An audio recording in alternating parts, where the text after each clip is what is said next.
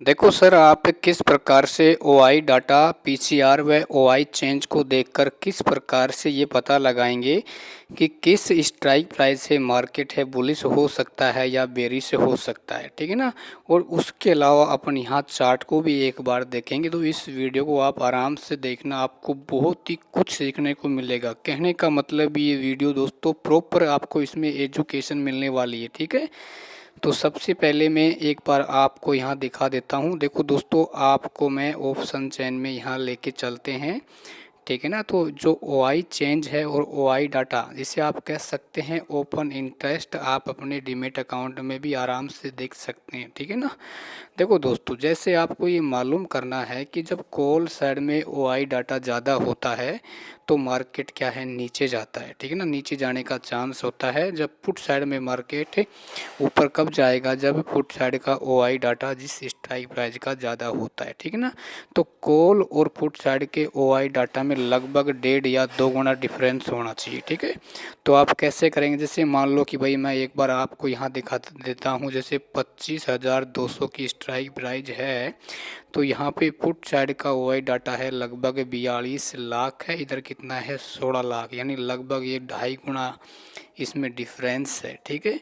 और इसका OI change भी अपन यहाँ देख लेते हैं, तो आप यहाँ देख सकते हैं 25,200 की जो स्ट्राइक प्राइस है, इसमें पुट साइड का ओआई चेंज लगभग 15.5 लाख, इधर क्या है -2 लाख, ठीक है ना। यानी जो अपना ओआई चेंज और ओआई डाटा भी ये संकेत दे रहा है कि मार्केट अब ऊपर जाएगा।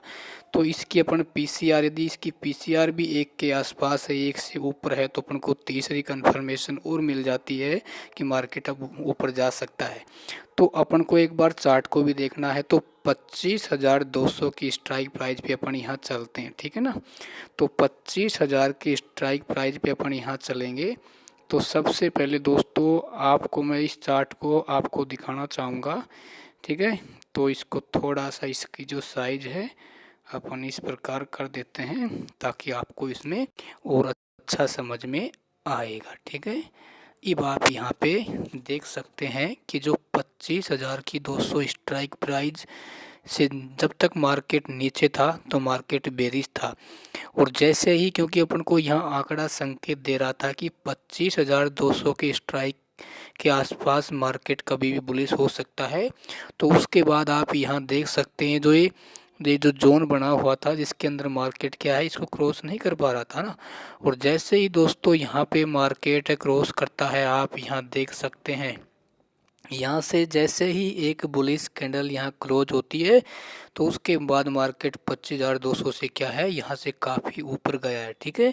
तो इस वीडियो में आपको एक बात ये समझ में आई होगी कि आपको एक कन्फर्मेशन के आधार पर एंट्री नहीं लेनी है, ठीक है। जब आपका ओआई डाटा भी आपको संकेत दे रहा है बुलिश हो सकता है, ओआई चेंज भी आपको संकेत दे रहा है मार्केट बुलिश हो सकता है, और पीसीआर रेशो भी 1 से ज़्यादा है, तो अपन को 3 कन्फर्मेशन मिल जाती हैं। और चौथी कन्फर्मेशन, जिसे मैं कहता हूँ सबसे बड़ी कन्फर्मेशन, होती है आपका चार्ट, ठीक है ना। ये भी आपको कन्फर्मेशन यहाँ से देना शुरू कर दिया था कि मार्केट यहाँ से क्या हो सकता है, बुलिश हो सकता है ना। और मार्केट जैसे ही 25,200 की स्ट्राइक के आसपास आया, तो यहाँ से मार्केट क्या हो गया, बुलिश हो गया, ठीक है। और एक बात मेरी और ध्यान रखना कि दोस्तों जब मार्केट सुबह से, ठीक है ना, साइडवेज होना शुरू हो जाता है, तो उसके बाद मार्केट किसी भी साइड में ब्लास्ट हो सकता है, पुट या कॉल साइड में, ठीक है। तो उसके लिए एक ही तरीका है, आप अपना जोन यहाँ पे ड्रॉ कर ले, ठीक है ना। इस प्रकार की 2 लाइन आपको सिंपल तरीके से ड्रॉ करनी है। ध्यान रखना, ज़्यादा आपको माथापच्ची नहीं करनी है।